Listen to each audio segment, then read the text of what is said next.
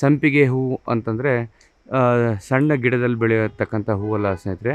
ಸಂಪಿಗೆ ಹೂವು ಇದು ದೊಡ್ಡ ಮರದಲ್ಲಿ ಬೆಳೀತಕ್ಕಂಥ ಒಂದು ಹೂವಾಗಿರುತ್ತೆ. ಅದರ ಮರ ನೋಡಿ ಸ್ನೇಹಿತರೆ, ಇದು ಸಂಪಿಗೆ ಮರ. ಇದು ಈ ಒಂದು ಮರ ನೋಡಿ ಎತ್ತರವಾಗಿ ಬೆಳೆಯುತ್ತೆ ಮತ್ತು ದಪ್ಪವಾಗಿ ಬೆಳೆಯುತ್ತೆ, ದುಂಡಗಿರುತ್ತೆ, ಈ ಥರ ಒಂದು ಶೇಪಲ್ಲಿ ಇರುತ್ತೆ. ಇದರ ಎಲೆ ಸ್ವಲ್ಪ ನೇರಳೆ ಹಣ್ಣಿನ ಮರದ ಎಲೆ ಥರ ಕಾಣುತ್ತೆ, ಆದರೆ ನೇರಳೆ ಹಣ್ಣಿನ ಮರದ ಥರ ಇರಲ್ಲ, ಸ್ವಲ್ಪ ಆ ರೀತಿ ಹೋಲಿಕೆ ಇರುತ್ತೆ. ನೋಡಿ ಎಲೆ ನಾನು ನಿಮಗೆ ಹತ್ತಿರದಿಂದ ತೋರಿಸ್ತೀನಿ ಈಗ.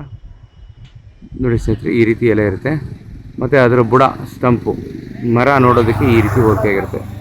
ಇದು ಸಂಪಿಗೆ ಮರ ಸ್ನೇಹಿತರೆ. ಈ ಮರನ ಬಳಸ್ಕೊಂಡು ಇದರಲ್ಲಿ ಡೋರ್ಗಳು ಮಾಡ್ಬೋದು, ಚೌಕಟ್ಟು ಕೂಡ ಮಾಡ್ಬೋದು, ಶಟರ್ಸ್ ಕೂಡ ಮಾಡ್ಬೋದು, ವಿಂಡೋ ಶಟರ್ಸ್ ಕೂಡ ಮಾಡ್ಬೋದು, ಫರ್ನಿಚರ್ ಮಾಡ್ಬೋದು, ಮಾಡಬಾರ್ದಂತಿಲ್ಲ. ಆದರೆ ಅಂಥದ್ದೇನು ಫೀಲಿಂಗ್ ಬರಲ್ಲ. ಇದರಲ್ಲಿ ಸ್ವಲ್ಪ ಪಾಲಿಶ್ ಆದ್ಮೇಲೆ ರೆಡ್ ಕಲರ್ ಕಾಣ್ತಕ್ಕಂಥ ಮರ.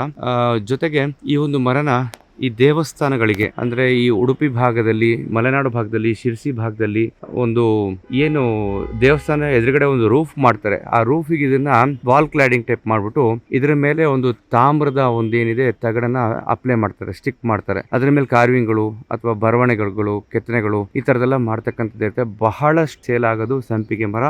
ದಯವಿಟ್ಟು ಈ ವಿಡಿಯೋನ ಲೈಕ್ ಮಾಡಿ, ಸಬ್ಸ್ಕ್ರೈಬ್ ಮಾಡಿ ಮತ್ತು 4 ಜನಕ್ಕೆ ಶೇರ್ ಮಾಡಿ ಅಂತ ಕೇಳ್ಕೊಳ್ತಾ ತಮ್ಮೆಲ್ಲರಿಗೂ ಹೃತ್ಪೂರ್ವಕವಾದ ಧನ್ಯವಾದಗಳು. ನಮಸ್ಕಾರ ಸ್ನೇಹಿತರೆ.